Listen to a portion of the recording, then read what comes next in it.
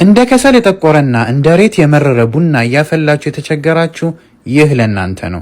ብዙዎቻችን ቡናችንን ቤታችን ስንቆላ ከሰል እስከሚመስል ድረስ ነው የምናጠቁረው። ይህ ደግሞ በጣም የመረረና ትክክለኛ ጣዕሙን ያሳጠዋል። በተቻለን መጠን መካከለኛ ወይም ደግሞ በጣም ያልጠቆረ ቢሆን የተመረጠ ይሆናል። ሌላ ማድረግ ያለብን ነገር ቢኖር ደግሞ በጣም የቀዘቀዘ ውሃ ብንጠቀም የተመረጠ ነው። በብዛት ሌላ የጠየቃችሁት ጥያቄ ደግሞ ምን ያክል ውሃና ቡና መጠቀም አለብኝ የሚለው ነው።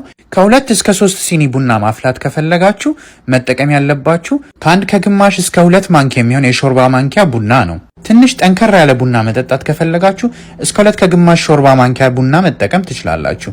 ውሃችሁ ልክ ሊንተከተክ ሲል ቡናችሁን ከጨመራችሁ በኋላ በዝቅተኛ ሙቀት ከ3 እስከ 5 ደቂቃ ለሚሆን ጊዜ ቀስ ብሎ እንዲንተከተክ እናደርገዋለን። እንዳይገነፍልባችሁ መጠንቀቅ መቻል አለባችሁ። ትንሽ ከሰከነ በኋላ እጣናችሁን ጨስ አድርጋችሁ ቡናችሁን ሞክሩት።